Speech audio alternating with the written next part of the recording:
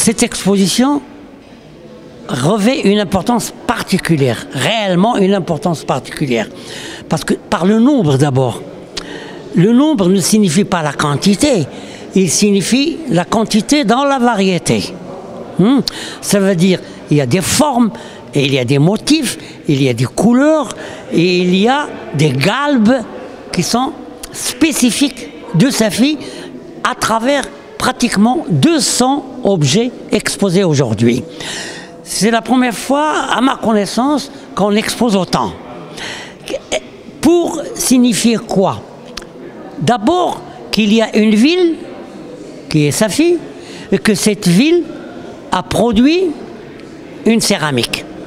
Donc la ville est un peu l'écrin de cette céramique. On ne peut pas séparer les deux historiquement. Parmi les missions de la Fondation Tijari Wafa, c'est de promouvoir également les arts patrimoniaux. Nous avons toujours, dans le cadre de notre programme, l'éducation à l'art, la promotion de l'art africain, l'art contemporain, la promotion de notre collection de peintures, mais nous faisons de plus en plus d'incursions dans le patrimoine parce que nous avons un public et nous avons senti le besoin ici à Casablanca de pouvoir transmettre aussi ce qui est universel et ce qui fait partie de notre histoire.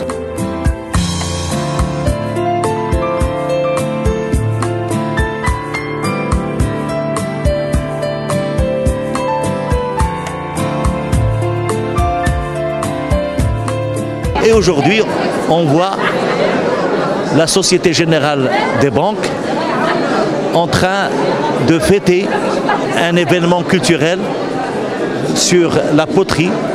Et quelle poterie? La poterie de Safi. C'est l'occasion de réveiller Safi. Safi qui était la capitale mondiale de la sardine. Safi qui est au centre du Maroc, équidistante entre le sud du Maroc, l'extrême sud et l'extrême nord. Et elle se doit de représenter non seulement la poterie, mais également la marine. Effectivement, 3600 km de côte, 200 miles de zone de souveraineté économique. Si on fait la parité et on fait une multiplication, un deuxième Maroc dans la mer, le Maroc maritime.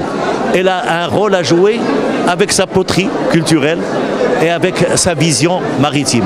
M. El-Garraoui a trouvé le moyen de collecter pas mal de pièces qu'il a gardées en souvenir et on trouve ce trésor un peu dans tous les foyers à Safi. Alors, cette histoire de la poterie, c'est que ça a commencé, la poterie connue à Safi depuis à peu près le XIIe siècle et elle s'est développée surtout à partir du protectorat, au début du protectorat, grâce à un éminent céramiste qui s'appelait l'Amali. L'Amali qui est un Algérien d'origine algérienne, Tizi Ouzou. Il a étudié à l'école des beaux-arts d'Alger, il était major de sa promotion.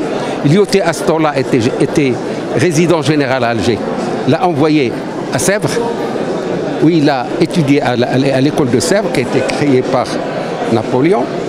Et c'est une école spéciale pour la céramique de haute classe. Et il est venu, Lyoté l'a fait venir à Safi, à Fès et à Salé.